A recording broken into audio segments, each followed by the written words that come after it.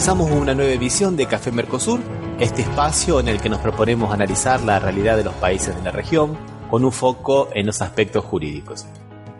Hacemos este programa desde Rosario, Argentina, quien les habla, Osvaldo Di Princio, y de San Pablo, Brasil, Ramiro Cayano Blanco. Este programa se transmite por RCA, radio oficial de Resistiendo con Aguante, y también por la radio Las Voces del Muro. También nos pueden encontrar en www.cafemercosur.com y en las redes sociales, Facebook y Twitter, también como Café Mercosur. Bueno, Osvaldo, ¿qué tal? ¿Cómo te va? ¿Qué tal, Ramiro? ¿Cómo estás? Bien, acá andamos. Una semana, como siempre, ¿ven? Bastante agitada en todo Latinoamérica, ¿no? Tanto Argentina como Brasil. Y ahora se está agregando un poco también lo de Venezuela, que está bastante movido, ¿no? Sí. ¿Qué pasó en Brasil en estos días? Primeramente me gustaría retomar una noticia que ahora está tomando un poco de cuerpo aquí en Brasil, que ocurrió exactamente el día 28 de abril, el día de la huelga, en una ciudad bastante grande acá del estado de San Pablo, Sorocaba, con mucha producción agropecuaria e industrial, y hay un periódico centenario llamado Cruzeiro do Sul, y que es toda una referencia no solo para la ciudad como para la región, ¿no? Y el día 28 de abril, el fiscal de la justicia, pero de primera instancia de la infancia y de la juventud de esa ciudad, doctor Antonio Domínguez Farto Neto, se lo acusa de que entró a la redacción no solamente a censurar la publicación, sino a él dar la pauta de lo que debería publicarse, ¿no? Ajá. Está tomando cartas el sindicato de periodistas de San Pablo, ¿no? La filial Sorocaba. Sí. Pero se lo acusa de que ha tenido una acción truculenta, ¿no? Primero dijo que el éxito de la huelga se debía a un deservicio hecho porque los periodistas habían creado una agenda positiva a favor de la huelga. Entonces ahora había que dar marcha atrás y conseguir revertir esa situación. Él definió las personas que serían entrevistadas y inclusive los periodistas lo acusan de que él dictó el titular del periódico del día siguiente, ¿no? Y el titular quedó así: paralización perjudica al trabajador sorocabano. Muy sugestivo, ¿no? Sí. Pero aparte te estaba escuchando atentamente. Un fiscal de la juventud, ¿cómo es el título de este buen hombre? Sí, es de la vara de la infancia y de la juventud. Vara es acá, como se diría, del tribunal de la infancia y de la juventud, ¿viste? O sea, fue y chapeó. Él tiene algún cargo dentro del periódico. Él forma parte de lo que es el consejo de redacción, pero no tiene derecho a voto, digamos, ¿no? Y mucho menos a determinar el encabezado del diario, supongo, y a quién se entrevista y a quién no. Nunca había ocurrido. En realidad es una fundación la que, digamos, toma cartas en el asunto, en todo lo que se relaciona con la línea editorial y todo eso, ¿no? Uh-huh. Y aprovechando que justamente ese día 28, el día de la huelga, era un viernes y que el primero era el lunes, mucha gente se tomó vacaciones. Entonces la mayoría de los directivos de esta fundación se habían ido de vacaciones. Y aprovechó con uno que no había ido, que según dicen los periodistas no dijo absolutamente nada, y entró en la redacción a los gritos. Y hizo todas estas disposiciones, todas estas imposiciones, mejor dicho, a los demás. ¿Y el diario salió al otro día en función de lo que él había dicho o hubo...? Exactamente en función de lo que él había dicho. Ahora se está investigando esta denuncia que ha hecho el sindicato de periodistas de San Pablo. Los periodistas del periódico no firman las notas ahora por una cuestión de solidaridad. E inclusive el director, José Augusto Mariño Maguad, desde el día 29 firma como director presidente bajo licencia, ¿no? Como diciendo también una forma de protesto por lo que ocurrió hoy. Sí, ese tipo de protesta de que no firmen los periodistas las notas, acá se dio en un par de oportunidades con algunos medios, que había periodistas que se negaban a firmar las notas, como reprobando la conducta editorial de algunos diarios, ¿no? Se ve que es una costumbre que se está extendiendo. Lamentablemente. Sí, sí, no, o sea que se extiendan como un medio de protesta no está mal, el problema es por qué si lo tienen que protestar, como en este caso realmente lo que hizo este fiscal, o sea, indefendible, no hay manera. Sí, sí, sí, sí, sí, indefendible, indefendible. Y bueno, Osvaldo, había hablado un poco de Venezuela, ¿no? Y aquí tenemos nuestra nota de terror 2, ¿no?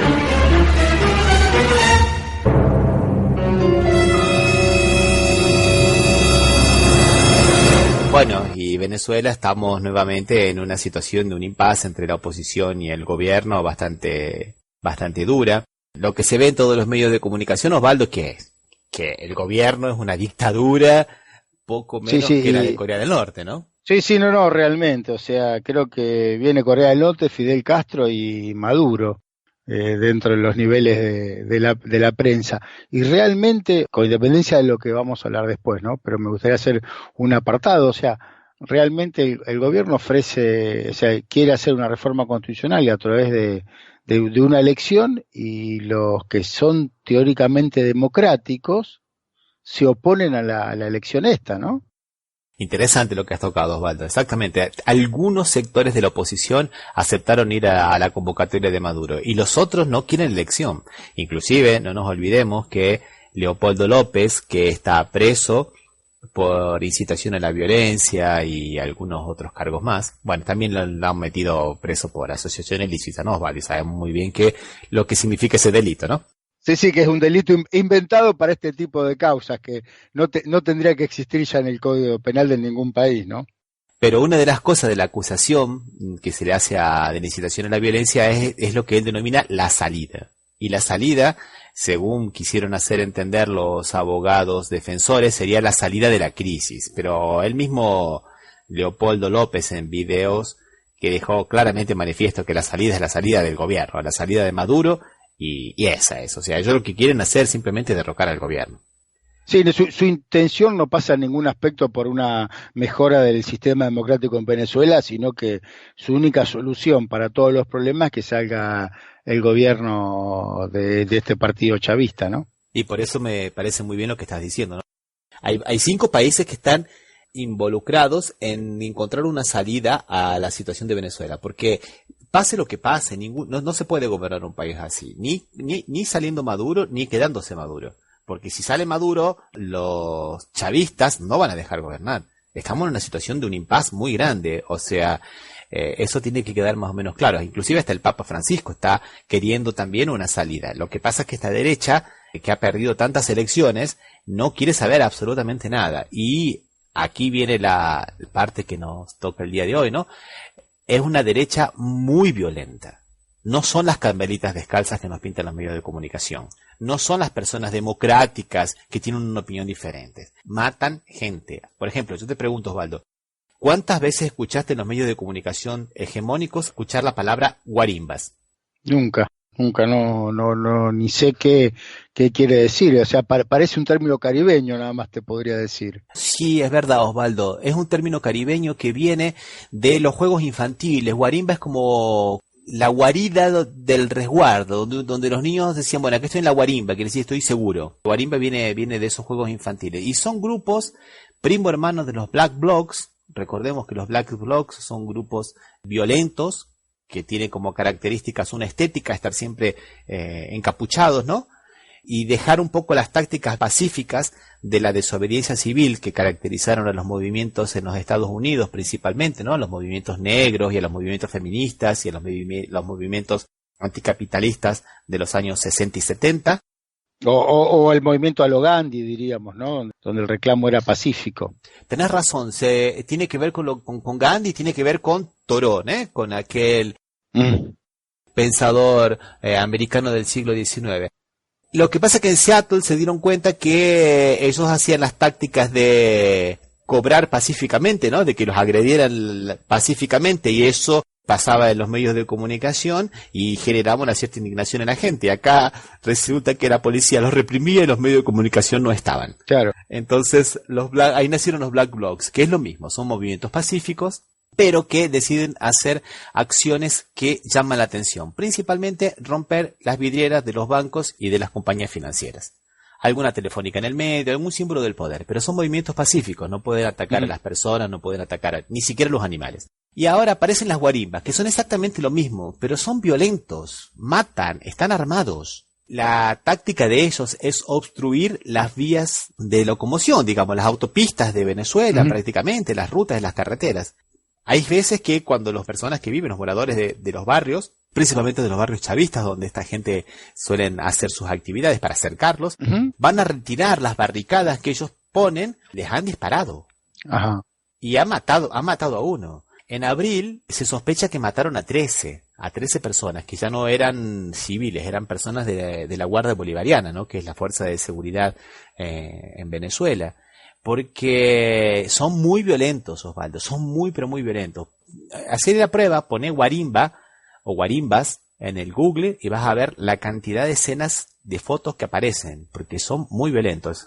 Y bueno, y sin embargo los medios, como vos decías bien al principio, Ramiro, ni hablan de las guarimbas. Parecería que estarían, solamente lo único que hablan es de la Guardia Nacional o la Policía Nacional de Venezuela, que fueran casi como la Gestapo alemana, ¿no? Exactamente, es verdad, Osvaldo.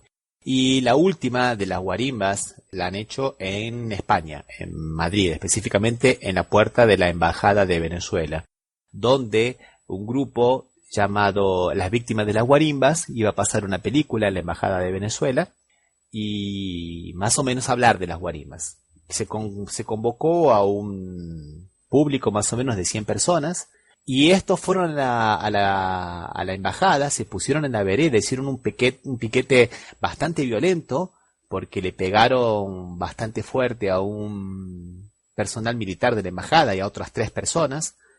Claro que no solamente había venezolanos, sino también españoles. Y de otras nacionalidades, porque era un evento que lo organizaba la embajada. Sí, sí. O sea, normalmente en esos casos se suele dar invitaciones a varias personas. Y es interesantísimo, Osvaldo, que después de la famosa ley Mordaza que se dictó en España, principalmente después de los acontecimientos del 15M, es una ley que no te permite manifestarte para nada. O sea, vos tenés que pedir permiso y tantas personas, y viene la policía y te retira, pero ipso facto. Le pasó a unos compañeros ahora el día 10 en Madrid, sí. Que fueron con unos carteles del 2x1, pero no estuvieron ni 5 minutos en la Plaza Sol que ya vino la policía. Y lo sacó. Y sin embargo, con este piquete de las guarimbas no tuvieron la misma actitud, ¿no? Estuvieron hasta más allá de las 10 de la noche, desde las 6:30 de la tarde, y no dejaban a las personas salir. Yo te propongo que escuchemos a 2 personas españolas, a ver cuál es la impresión que ellos tienen estando dentro y no pudiendo regresar a su casa. ¿Qué te parece? Ya vamos a escucharlo, a ver qué dicen.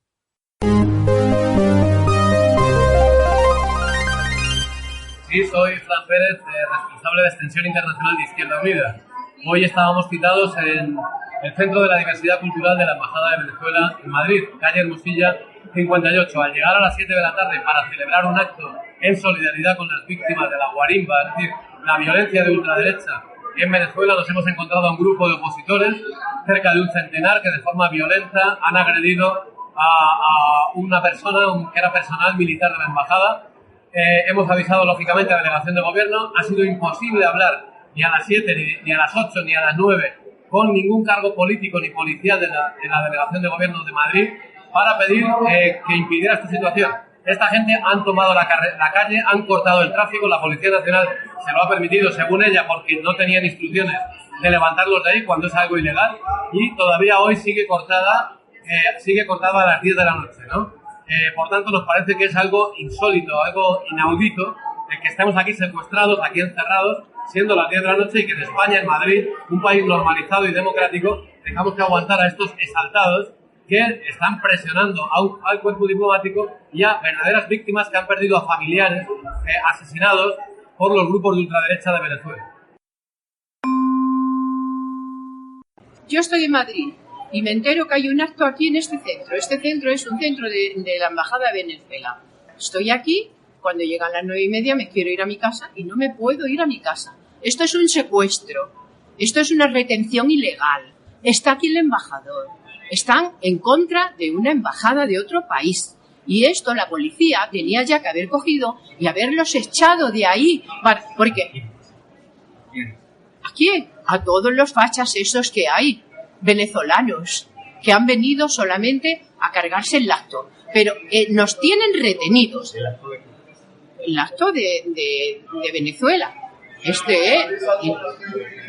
Sobre el tema de lo que está pasando en Venezuela. Y ellos, ¿qué es que están? Ellos están defendiendo algo indefendible. Y entonces aquí encima la policía no está haciendo lo que hace en otras ocasiones, que es ponerlos enfrente de la acera esta, como a nosotros nos ponen.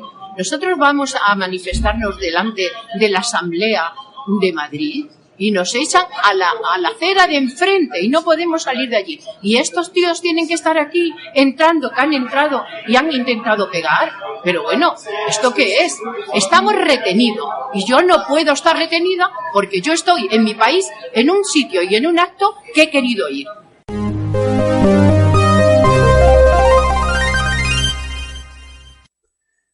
Bueno, Osvaldo, viste que fueron muy claros y lo que estábamos diciendo, ¿no? Sí, ilustran bastante el tema que estábamos hablando realmente, sobre cómo actúa cómo actúa la guarimba y cómo actúa la policía. O cómo no actúa la policía. Sí, o mejor dicho, cómo en este caso la sorpresa porque no actuaron, diríamos, tenés razón. Bueno, y te propongo que hagamos una pausa musical, Osvaldo, antes de entrar al tema que nos convoca hoy. Y te propongo que escuchemos a Paul Hillman, que es un cantante que tiene una banda de rock, de heavy metal de Venezuela, que es muy pero muy buena, y que lo dejaron afuera del festival Rock al Parque, que es uno de los festivales de rock más grandes de Latinoamérica que se realiza en Colombia, porque manifestó su apoyo al gobierno de Maduro. Con eso basta para que en Colombia no puedan cantar, ¿no? Exactamente. Normalmente invitan a 20 bandas extranjeras, ahora van a quedar solamente 19. Tendría que haber tocado los primeros días de julio. El festival se hace entre el primero y el día 3 de julio. Y bueno, por chavista no puede tocar. Bueno. Así que si lo censuran, nosotros lo ponemos. ¿Qué te parece? Lo vamos a pasar. Dale, Ramiro, vamos a escucharlo.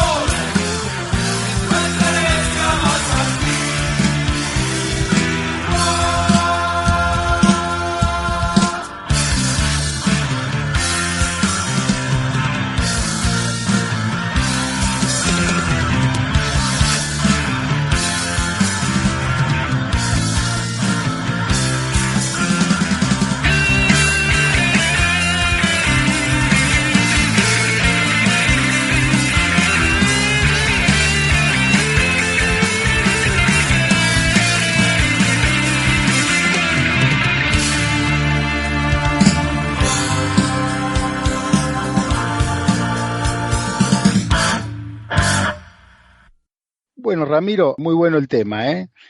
Una cuestión que me interesaría preguntarte, porque acá surgió en los diarios argentinos, sobre todo, una cuestión que parece que Lula está iniciando su campaña a la presidencial en el futuro, y para eso dicen los diarios de acá, siempre con la interpretación que tenemos acá cuando se habla de Lula o de Dilma, que utilizó una indagatoria que le tomó un juez, ¿puede ser? Sí, Osvaldo, es exactamente eso. Y la culpa no es del chancho, sino del que le da de comer. Así de simple, porque en realidad fue todo un circo político que se le armó a Lula, eso no tuvo mucho de jurídico. De eso no dicen nada, solamente hablan de que inició su campaña. Así que sería bueno que explique un poco cómo llegó a esa declaración. Bueno, ¿te acordás que habíamos hablado en programas anteriores de que esta acusación que se le hace a Lula del famoso apartamento triple no tenía mucha materialidad, no había pruebas? Sí. Eso y el barquito de aluminio están buenísimos, ahí la lanchita de aluminio. Bueno, y qué interesante, después hacemos acordar que hagamos referencia a lo que pasó con esa chacrita con los barquitos de aluminio. Con el barquito de aluminio. Esa declaración indagatoria va a ser, en principio, tomada el día 3 de mayo. Y después, el Partido de los Trabajadores, un poco replicando lo que hizo Cristina Kirchner cuando tuvo que declarar ante Obanadío, ¿te acordás? Sí. Que realmente se convirtió prácticamente en un acto político, porque ¿qué se puede esperar de políticos, no? Sí. Lógicamente, como corresponde. Y a tal punto fue importante que ya nadie se acuerda para qué le había citado a Bonadío, y sin embargo todo el mundo tiene presente el acto ese frente a los tribunales, ¿no? Lo mismo pasaba aquí. Entonces la militancia del Partido de los Trabajadores y principalmente de los movimientos sociales, del movimiento de los trabajadores sin techo, de los movimientos de los trabajadores sin tierra y de muchos otros colectivos, decidió congregarse el día 3 de mayo en Curitiba, que es como si fuera en Argentina, pensemos que sería en Santa Fe, supongamos. En Santa Fe. Para mantener más o menos las proporciones. Uh-huh. Bueno, el juez Moro pospuso la indagatoria para el día 10, cuando ya estaba todo más o menos movilizado y organizado, y supuestamente por una cuestión de seguridad, o sea, el que primero que pidió que se posponga fue el secretario de Seguridad de la provincia de Paraná, y bueno, entonces el juez accedió, pero en esa semana él trató desesperadamente hasta último momento de seguir con estas famosas delaciones premiadas, ¿te acordás que habíamos dicho, ¿no? Sí.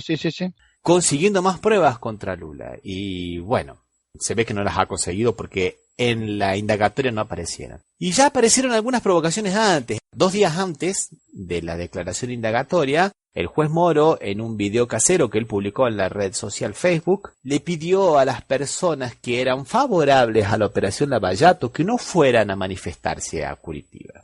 O sea, ya colocando una cierta categoría, ¿no? O sea, los comunistas de Lula sí. contra los apoyadores de la justicia de la operación Lavallato, lo cual fue criticado por todos los medios, inclusive por los propios medios que son favorables a las investigaciones de Lavallato, ¿no? Porque el juez no puede salir a tomar ese tipo de actitudes.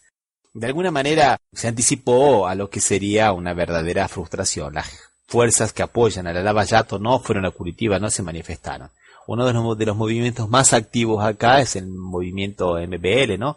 Movimiento Brasil Libre, que mucha gente estudiosa del tema lo asocia al movimiento Student for Liberty de Estados Unidos, y que inclusive habría recibido dinero de ellos para cuando fueran las campañas anti Dilma. Uh-huh. Bueno, consiguieron juntar 8 personas nada más. Ah, está bien. Eran supuestamente los apoyadores de la operación.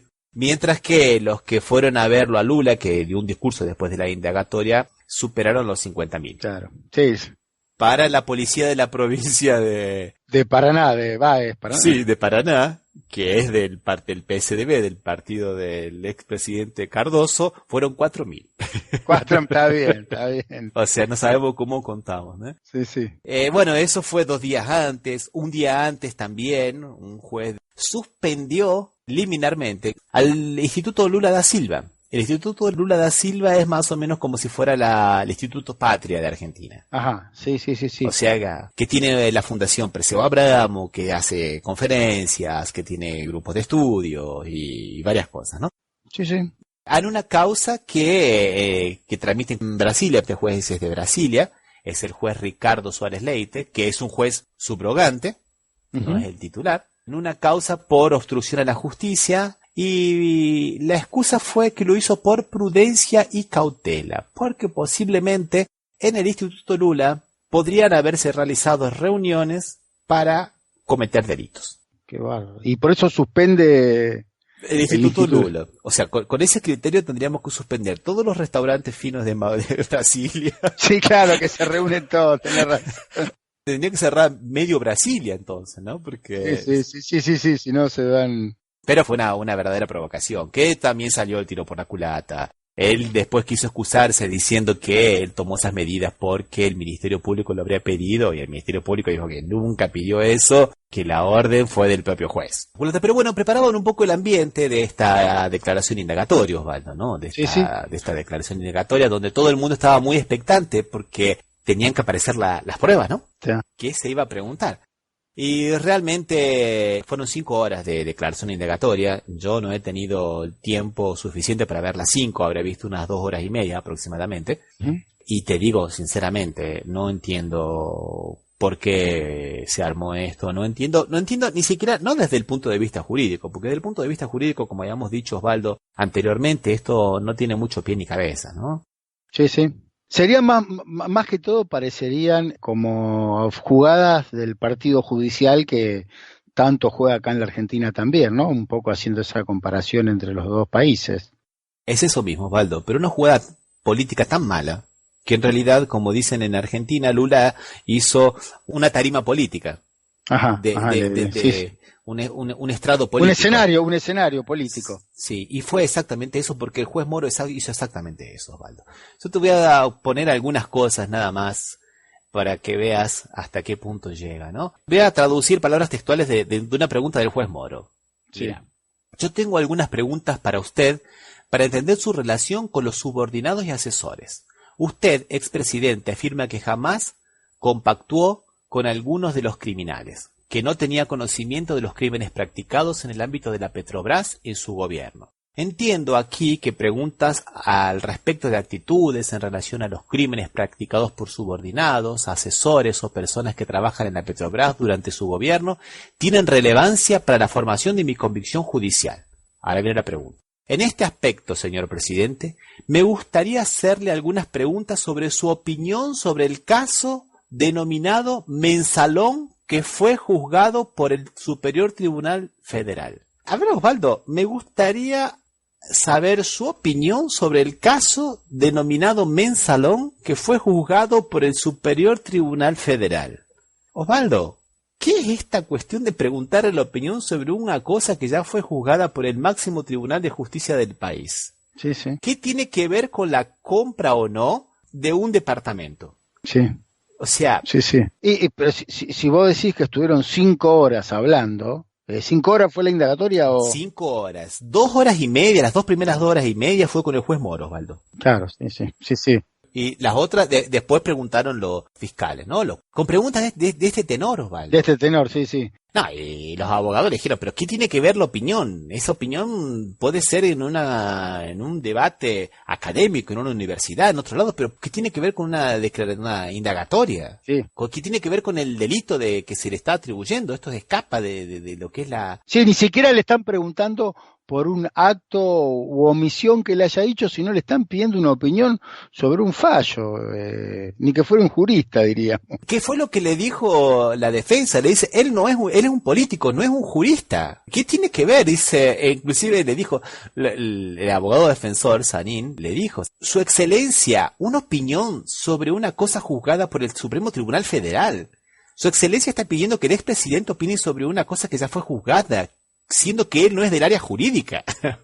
Sí, no, realmente. Y Moro sigue, señor abogado, ya fue registrada su posición, ahora voy a seguir adelante. Y sigue preguntando.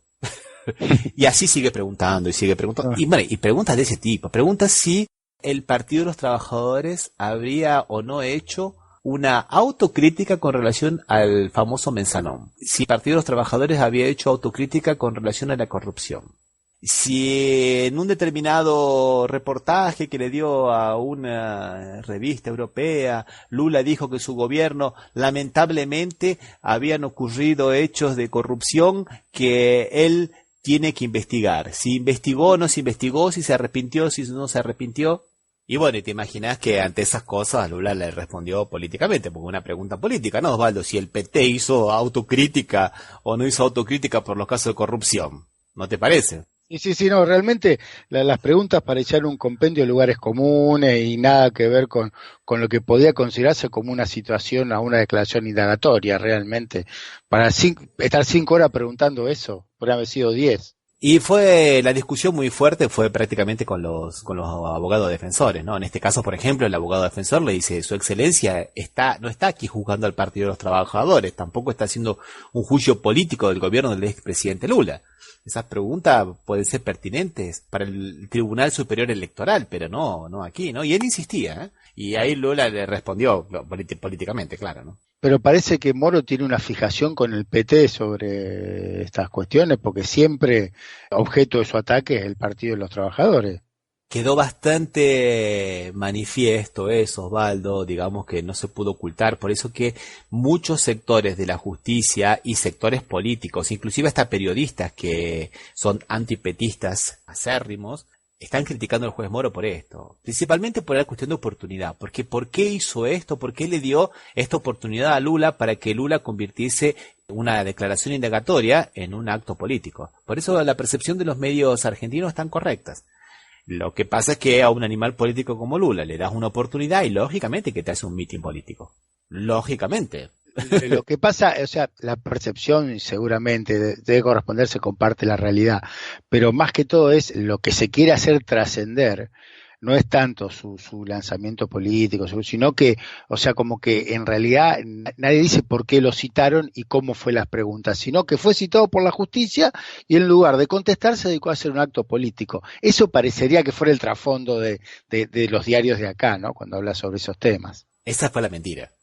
Claro. Fue la mentira, porque cuando, por ejemplo, en palabras textuales, cuando Moro le pregunta si el Partido de los Trabajadores pidió disculpas o investigó eventual responsabilidad de sus miembros, Lula le responde textualmente, ya fui juzgado 3 veces por el pueblo brasilero.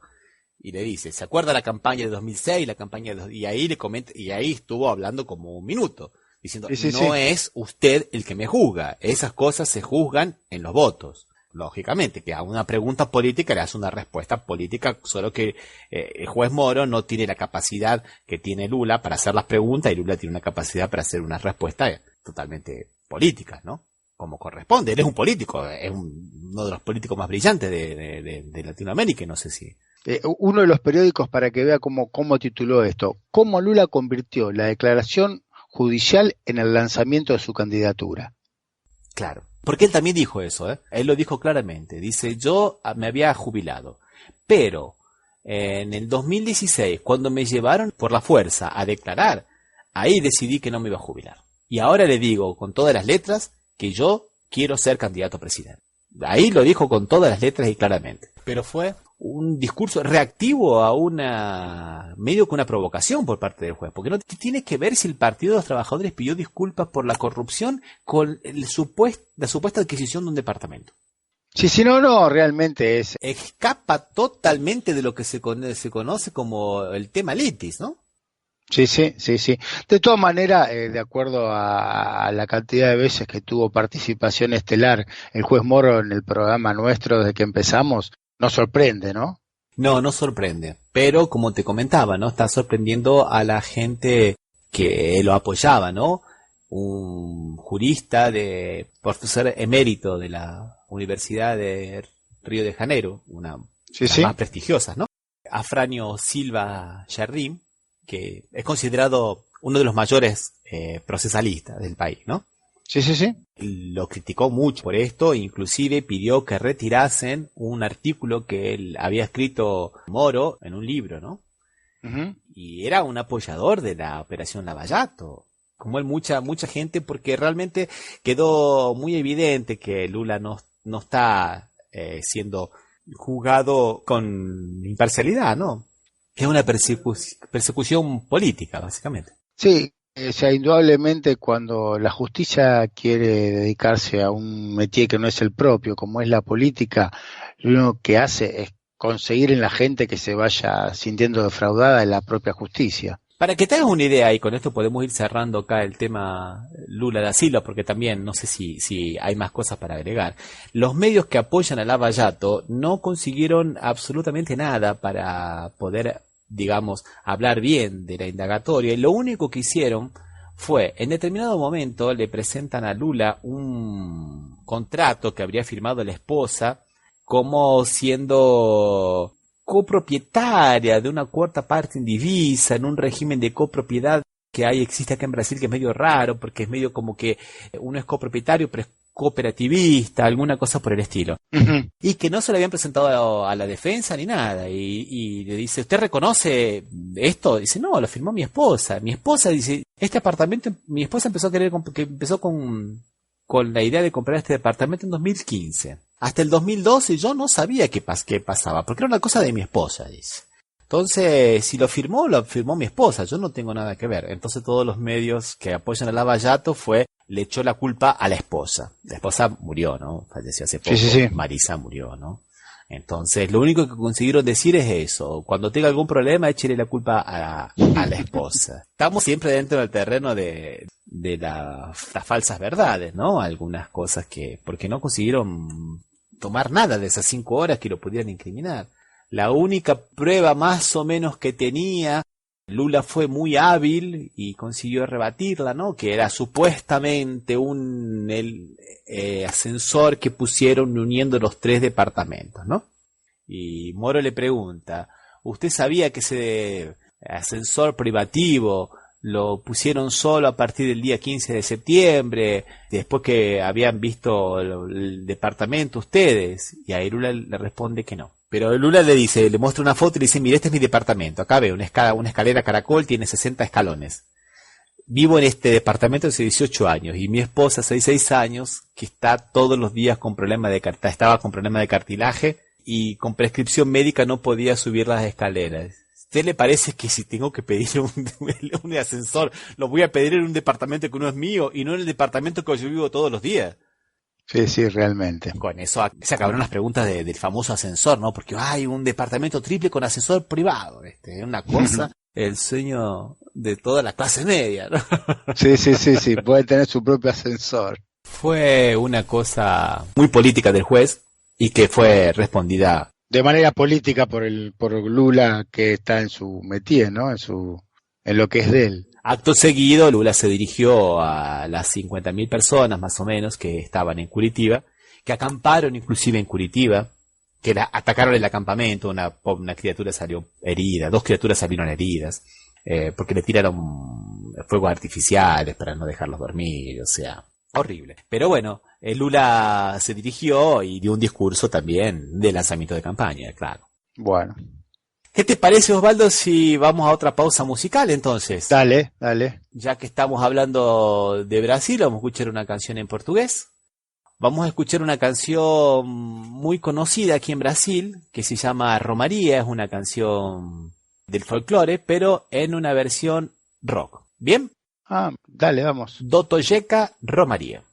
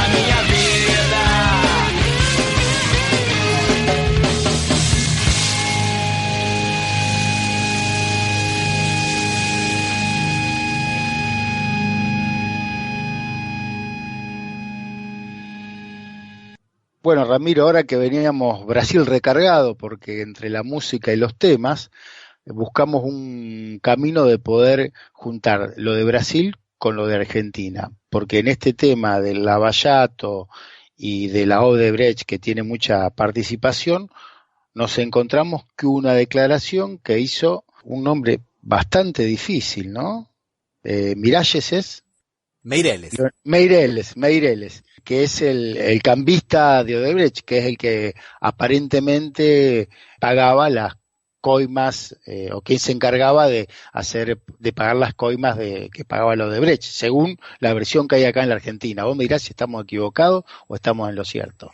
Están en lo cierto, Osvaldo. Están totalmente en lo cierto. Ahora me gustaría hacer dos puntualizaciones idiomáticas. Sí. La primera es que cambista es lo que en Argentina se conoce como cuevero.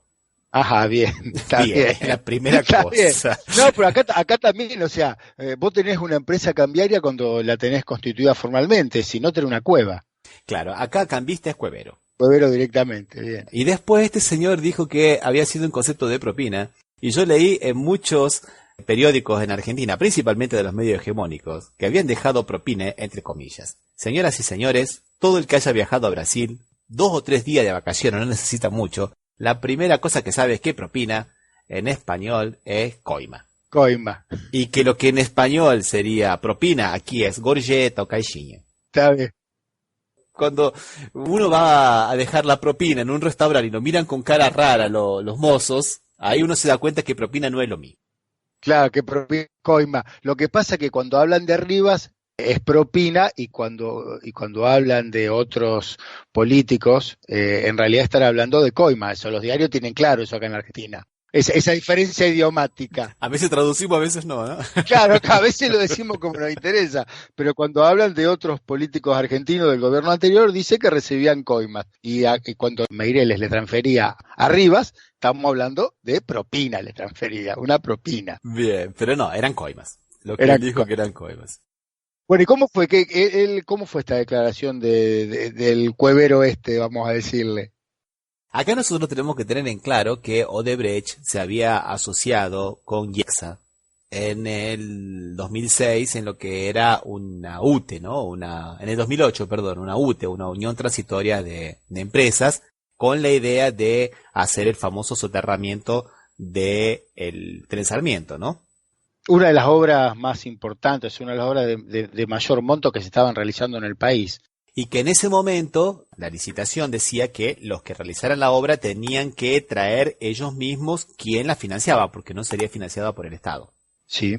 Eso ocurrió en el 2008 y bueno, en 2008 esta UTE, conformada por IEXA, que IEXA es una empresa de Macri, que aunque se la haya traspasado al primo Calcaterra, Sí, al primo pobre. Al primo pobre, que no sabemos cómo, todo el mundo sigue diciendo que en realidad es Macri, ¿no? En el 2008, bueno, viene la crisis y hay un problema de sobreprecios acá, ¿no? Porque se había proyectado en su momento por valor de 1.500 millones de dólares, ¿no? Y después, en el 2013, se consigue un financiamiento. El financiamiento iba a ser por el Banco de Desarrollo de Brasil, que es básicamente el que le ha dado casi todos los créditos a Odebrecht para que actuara fuera de Brasil. Lo que acá se llama el Bandesa, acá le decimos el Bandesa, el banco. De ese mismo. Y entonces Odebrecht era el que iba a conseguir el dinero para la obra. Pero la obra se para por eso, por la crisis y por causa de ese problema de sobreprecio, pero en el 2013 se consigue otra financiación que era con el Banade, ¿no? Uh-huh. Pero Marcelo Odebrecht ahí cae preso, pero antes de caer preso se paran, ¿no? Para decir de alguna manera, estas remesas de dinero para Arribas, que recordemos que era amigo de Macri desde la época en que jugaban al fútbol y por algunas conexiones con el Club Boca Juniors, vía remesas de dinero, vía un banco y cuentas que tenía esta misma empresa Odebrecht, que era solo para pagar coimas, vía Hong Kong. Y en realidad cuando le preguntan a Arribas, ¿te acordás, Osvaldo, no? Primero dijo que era un departamento por $70.000, después cuando vieron que los precios no funcionaban, cambia la declaración y dicen que en realidad eran los muebles del departamento, cuando vieron que los muebles tampoco podían ser, eran cuadros que tenía. No, pero primero dijo que las transferencias no existieron, ¿eh? Ah, sí, es verdad, tienes razón. Después, que fue una sola, después lo del departamento, y después como, o sea, la soncera de arriba de que debe decir que vendió un departamento cuando se debe acreditar con las transferencias, con las escrituras. Entonces, como vio que eso era muy difícil de sostener, dijo que eran muebles del departamento y creo que dijo que eran cuadros, me parece. Que también había cuadros. Claro, por eso el monto, por eso es esa suma extraordinaria. Bueno, pero de los $70.000, ahora resulta que este hombre dice que son 850.000, 10 remesas que llegan a $850.000. Sí, sí. Y aquí es donde la cosa va tomando otro color, ¿no es verdad, Osvaldo? Sobre todo para el que la recibe, ¿no? Color verde. Y bueno, y aquí lo quisieron asociar a Julio López, ¿no? Debido y López, va. Exactamente, dijo que no recordaba. Que no lo reconoce, que a Debido no recuerda, y a Yexa sí. Claro. Y bueno, estamos siempre dentro de lo mismo, ¿no? Cuando nosotros buscamos el dinero K, aparece el dinero M, ¿no? Sí, es facilísimo. Bueno, y esta declaración que da Meireles es la que sirve para que la Cámara Federal acepta que Rodríguez, claro, que es el fiscal, porque aclaremos que Canicoba Corral dijo que no había nada que investigar. Claro. Porque la UIF le mandó simplemente un informe que no habían encontrado ninguna operación financiera sospechosa. Tiene un nombre técnico que no recuerdo, pero es eso. Pero eso no significa que no haya delito, sino que ellos no registran ninguna operación financiera sospechosa. No, y dice, uno de los argumentos que utiliza, como es un fiscal de investigaciones administrativas, dice que de existir la transferencia esta, él no era funcionario público, por lo cual no podría entender el fiscal de investigaciones administrativas. O sea, hace unas curvas. Lo que pasa es que acá no nos olvidemos que, si bien eso podría haber sido posible, primero que la investigación tiene que llevarse adelante, porque siempre que hay alguna cuestión que pueda llegar a resultar siendo delito, hay que investigar, ¿no? Eso por un lado. Y por otro lado, después, cuando una de las primeras obras de gobierno de Mauricio Macri fue el famoso decreto por el cual ahora la financiación del soterramiento del Sarmiento no es más de privados y sí es del Estado. Entonces ahí, claro que si hay dinero público, por favor, ¿cómo va a decir una cosa así Canicoba Corral? Sinceramente, me gustaría ver por qué no siguió los pedidos del fiscal Salgado, que decía, vamos a tomarle declaración a Meireles, vamos a buscar otras pruebas, porque la cuestión es seguir investigando, Osvaldo. Era simplemente eso. Sí, no establecer ya la culpabilidad de Arribas, sino que permita que se pueda investigar, más cuando es un funcionario público que en este momento está manejando uno de los organismos más oscuros o más atacados, como es lo que era la CIDE, que en este momento es la AFI.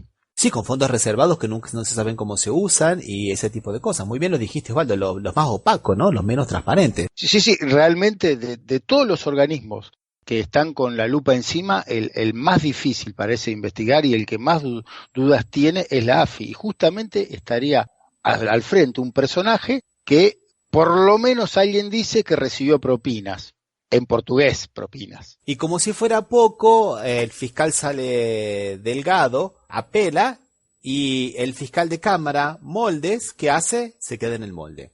Se queda en el molde, tal cual.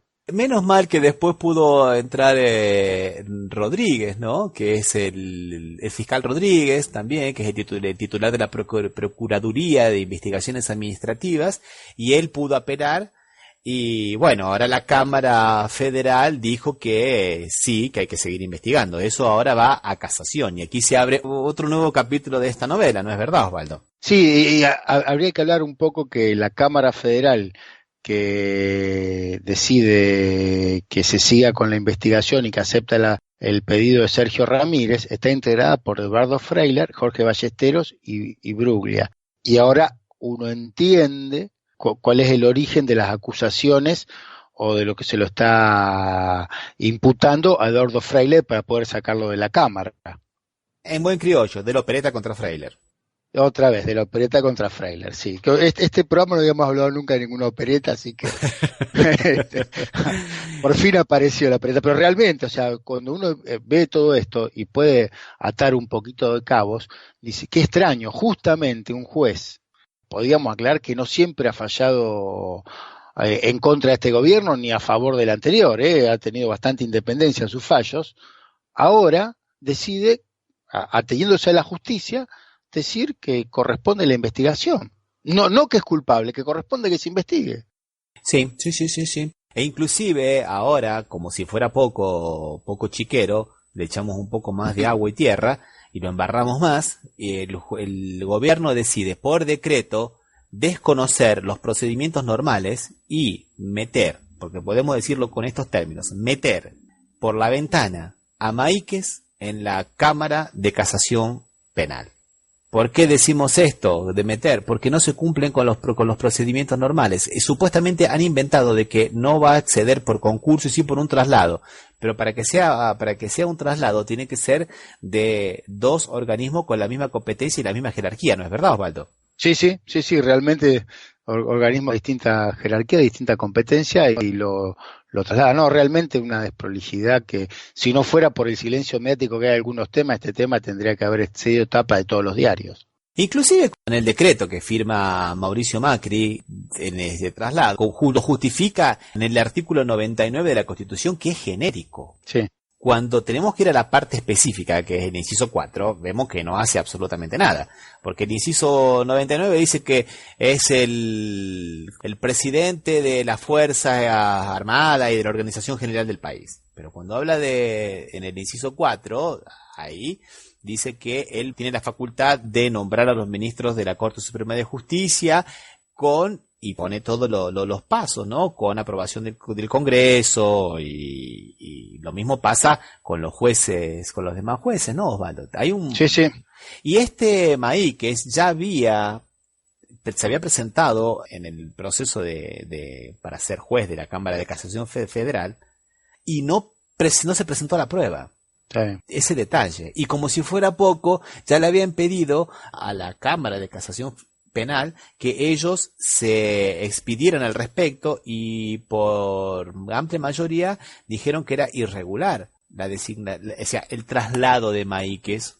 Sí, la propia Cámara dice que no es regular y desoyendo esto, que ya, o sea, Máiquez de dónde viene, ¿no? Uh-huh. Sí, ¿de dónde viene? ¿No? Ya había sido, creo que ministro de Vidal, ¿no? Ministro de Vidal en provincia de Buenos Aires, entonces evidentemente. Pero claro que esta cuestión para el gobierno, para el Macri, es realmente muy sensible. No nos olvidemos y recordamos aquí lo que dijimos hace un tiempo atrás, que cuando vino Macri a visitarlo a Temer, tuvo prácticamente más tiempo con la Corte Suprema de Justicia de Brasil que con el Poder Legislativo, y que medio como de jeta le quiso sacar a la presidenta del Superior Tribunal Federal de acá de Brasil, la ministra Carmen Lúcia, informaciones sobre el proceso de la Lava Jato y de la Odebrecht. Claro. Diciéndole, y la ministra con mucha diplomacia y mucha cautela le dijo, bueno, que eso tendría que hablarlo con el fiscal general de la Nación y que eso iba a ser a través de Fiscalía. Y ahí mismo hicieron un trabajo, una comisión, la Fiscalía General de la Nación, que iba a trabajar con las fiscalías de los países que tuvieran algún contacto con las procoimas de la Odebrecht. Pero ¿hasta qué punto llega la preocupación del gobierno, no?